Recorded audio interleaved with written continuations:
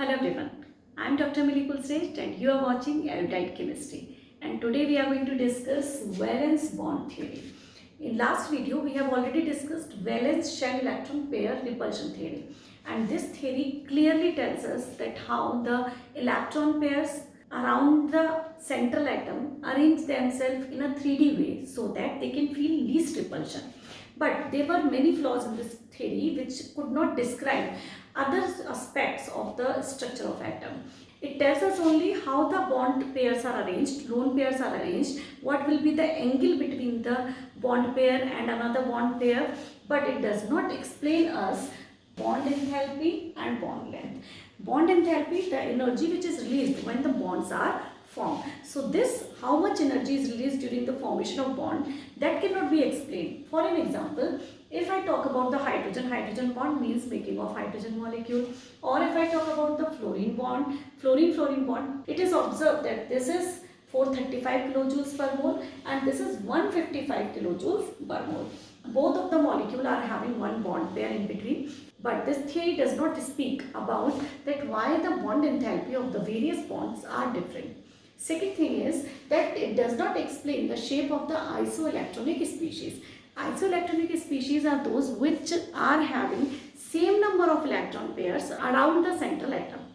For an example, if I talk about the IF7, the structure of IF7, the shape of the IF7 should be absolutely similar to the shape of TeF7, because both of these IF7 and TeF7 are isoelectronic species. But in experiments it is found that the structure and the shape of these two molecules are absolutely different, which is not explainable by the valence shell electron pair repulsion theory, which only tells about that when the electron pairs around any atom is same, the structure will be same. One of the major drawback of this theory is that it talks about the making of attachment of the atom, but it does not tell anything about that how the bonds are actually formed. So it does not give us any idea regarding the formation of bond, that how the bonds are formed. So these are the some drawbacks of this valence shell electron pair theory. So we need something else, some other theory which could give us more information regarding shape and structure of the molecule. Now, just to overcome these problems, Hitler and London, they came up with a new theory called valence bond theory in 1927. So this theory, valence bond theory, explain you how the bonds are formed. It explains you about the bond length. It explains you about the bond energy. It explains you the making of bond and the strength of bond also. So let us learn about this theory. Ready?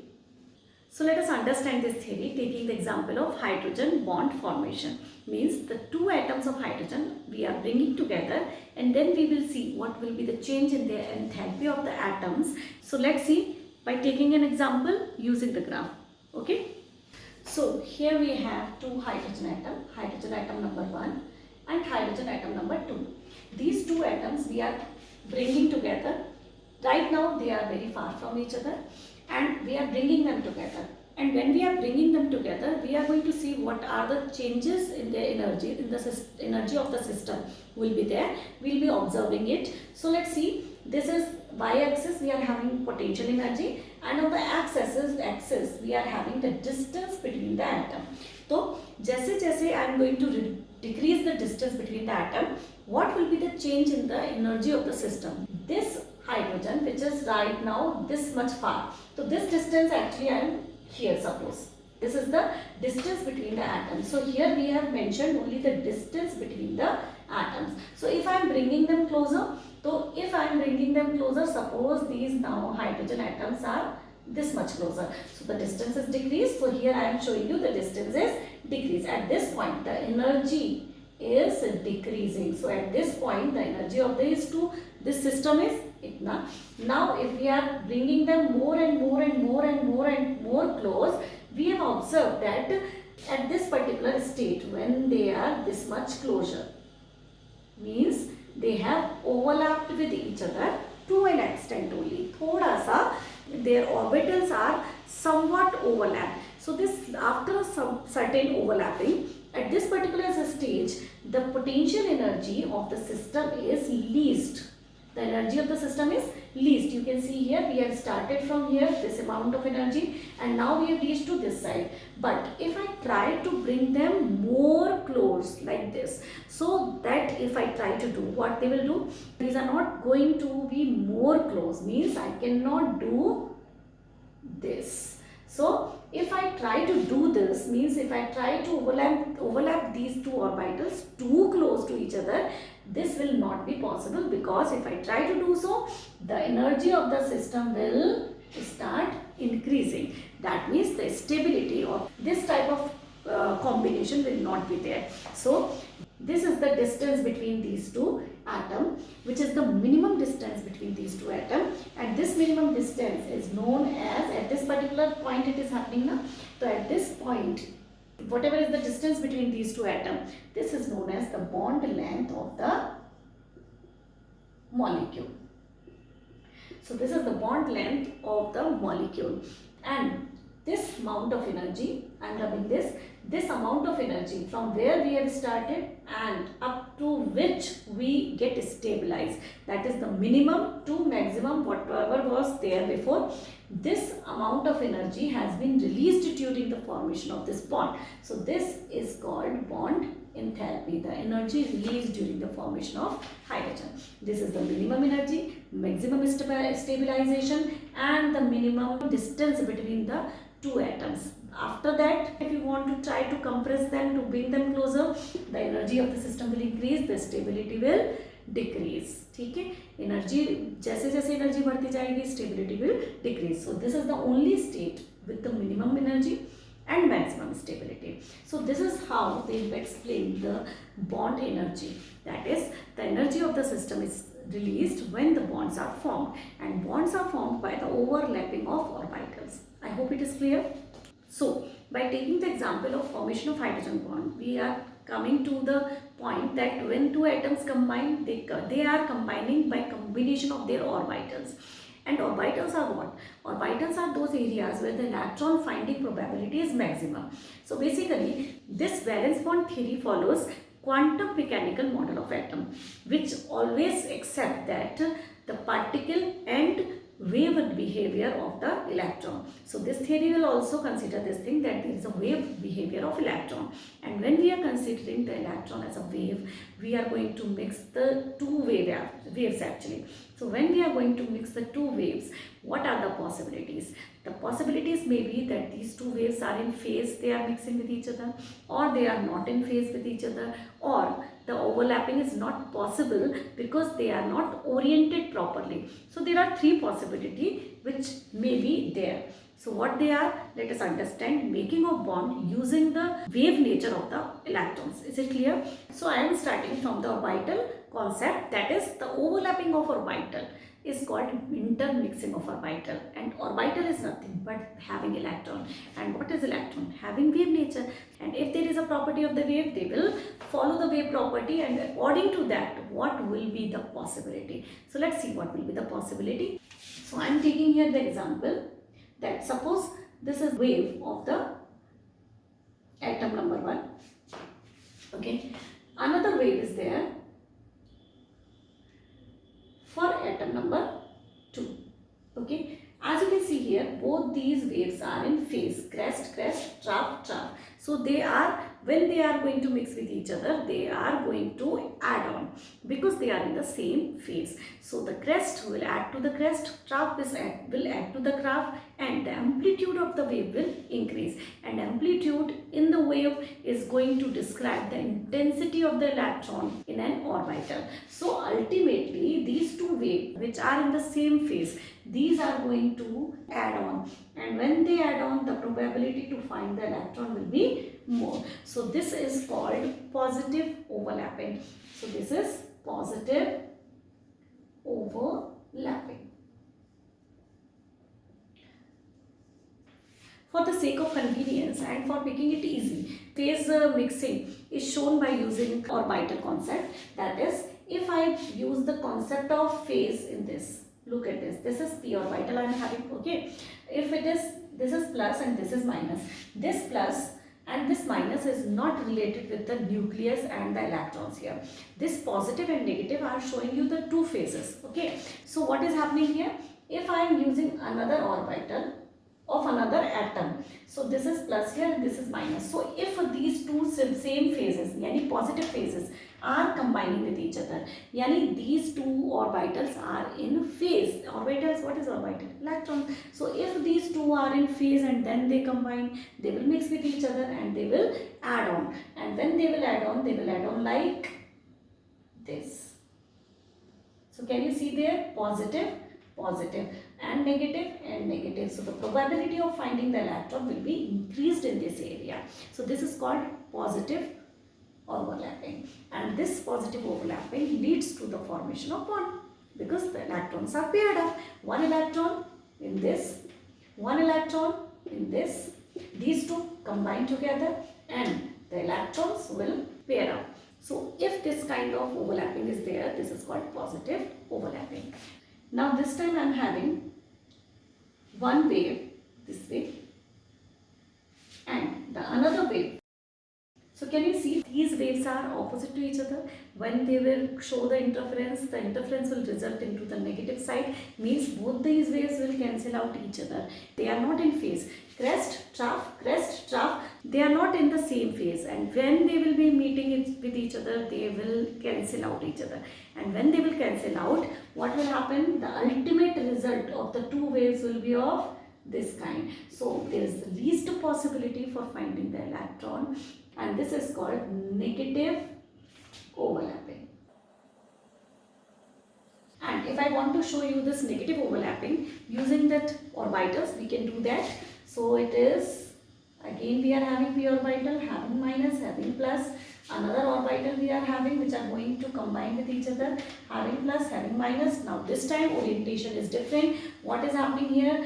The positive part is combining with the negative part, means they are not in phase. So if they are not in phase, they are not going to add on, they are going to cancel out each other, and that is why this type of formation would be there. That is, they are not supposed to have the electron between the negative and positive. So this way there is an area between the nucleus which is there. The electron finding probability is almost not there. So this is the nodal plane created there, and this type of overlapping is called negative overlapping. So this is called negative overlapping. Another kind of mixing may be there when the two waves are not in orientation with each other. एक यहाँ से आ रही है, एक यहाँ से आ रही है, this way. For an example, if I take this p orbital plus and minus, and another orbital is this plus and minus, and then how they are going to combine with each other. Their orientation are not mixing with each other. What is happening here? The probability to find the electron here is not there. Probability to find the electron here is not there in both the cases. So they are not supposed to add on. Their orientation are not proper. That is why this type of overlapping is called zero overlapping. Zero overlapping is again possible in case of, like, if this s orbital is there and there is another orbital called p.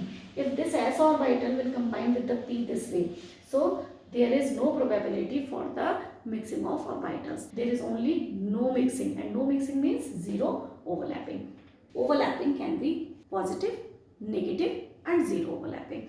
But we are going to talk about the bonds, and bonds are formed by the positive overlapping. Rest of the things are not making bond, so rest of the overlapping are not responsible for making a bond. तो आप किसके बारे में बात करेंगे? Only and only positive overlapping. So let's talk about the positive overlapping. Positive overlapping will be only responsible thing which will be making the bond. Second thing, the overlapping will give you the bond, and that bond will be directional. Now let's see what type of positive overlappings are possible in case of any atom. So let's take an example. So here we have positive overlapping. It means making of bond.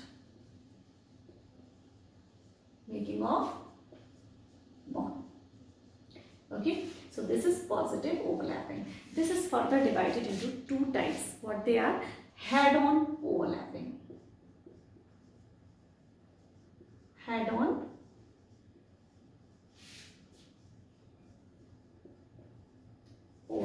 Head-on overlapping means axial overlapping, which is also called as axial overlapping. So, head-on overlapping or axial overlapping is the same thing. Let us understand how this happens. So, here we have orbital of one atom and here we have orbital of another atom. These two are p orbitals and they are going to come closer to each other and then they are going to overlap. Can you see the overlapping between? So, they have overlapped each other and up to this limit only they can overlap, because if I bring them more close they will start repelling. So, that is why this is the minimum distance from the center. This is the center. So, this is the minimum distance from the center that will exist between the two atoms. So, these two atoms are going to exist this way. Okay, so the orbitals, the distance will be this, overlapping, extent of overlapping will be this. So, this is called head-on overlapping. It is the direct overlapping, axial overlapping. Now, this is p orbital, so when p and p combine, this is called pp overlapping. If I take s and s and then we combine them, that is 1s. If it combines with another s, this is called ss overlapping.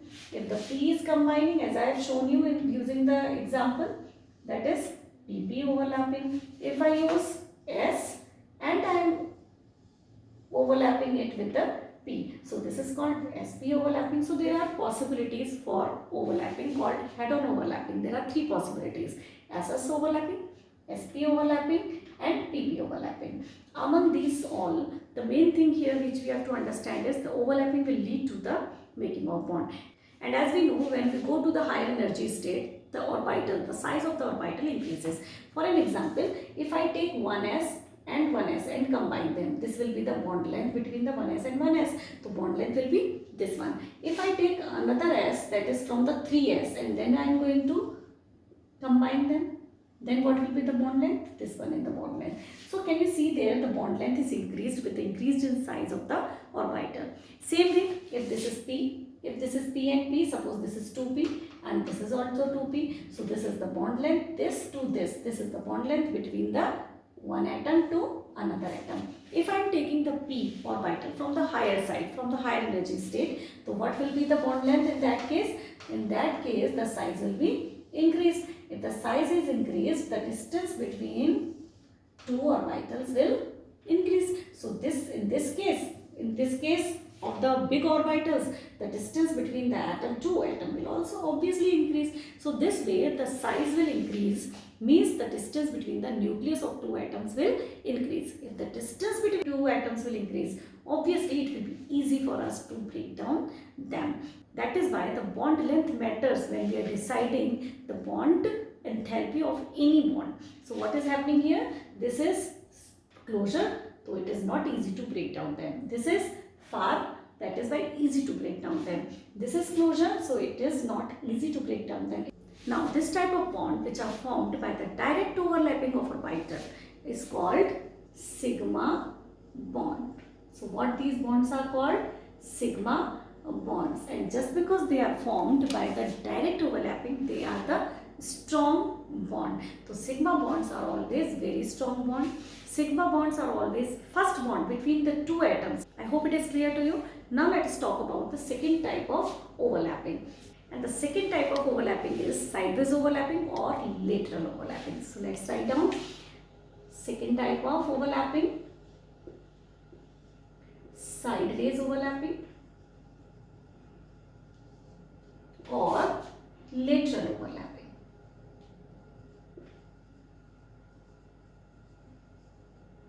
So, what you have to understand here is, once the sigma bond is formed, because I have already told you that whenever there will be first connection, that will be the sigma bond. When two of the orbitals will overlap with each other, the first overlapping will be the direct overlapping. So, let's see what happens actually. If this is px and it is combining with the another px, okay, now they have decided their bond length. This is the minimum distance with which they can exist. Fine. Now the px is combined with the px, but we have, if there are other orbitals which are unfilled. For an example, if this py is there and another py is there which is also having one electron, these two have paired up just because they have overlapped directly. Now these two, what they will do? They also want to pair up, but the problem is their movement is now restricted. Their movement is restricted because the bond is already created here. So what they will do?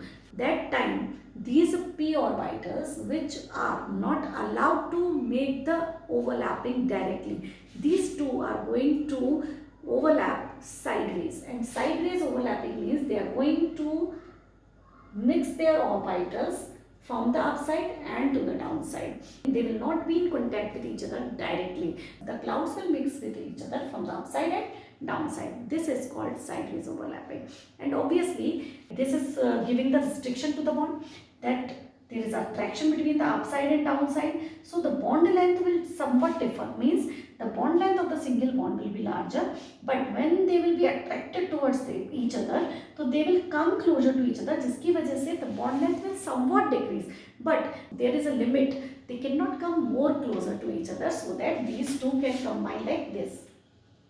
Okay, this is actually not possible. So what we want to say here is this is not practically possible, so that these two will come so close to each other so that they can combine directly with each other. So it is not practically possible because this is the minimum distance they can have. That is why these orbitals py, or someone else, so these orbitals are not having any option. So they mix their orbitals from the upside and to the downside, and in that case these orbitals form the clouds up and down between the orbitals which have mixed with each other. So this is called sideways overlapping, and the bond which is formed by the sideways overlapping, this is called pi bond. Okay, and always remember the pi bond is always after the sigma bond. The first bond which is formed between the two atoms is always sigma, which gives the restriction to the formation of next bond, because the distance is once decided, it is decided. The distance can be decreased to an extent only. थोड़ा सा तो ये जा सकता है, but after that it cannot come closer. So there is no option for the p orbitals which are making the second bond. That is why they will mix their clouds upside and downside. For an example, I can show you like this. Suppose this is the p and p, they are combining with each other. These are the second orbital. This is second orbital, this is second orbital. So these two, but after this sigma bond, formation of sigma bond, these two are not allowed to mix with each other. The clouds are far from each other. That is why this bonding is somewhat weak bonding, weak in comparison with sigma bond. So I hope it is clear to you that how the pi bonds are formed. Let's take, if this kind of species want to make the third bond, then what will happen? So let's take the example. Now this time what? I am taking one more orbital here, another orbital here. So what is happening here? Px, Py and Pz.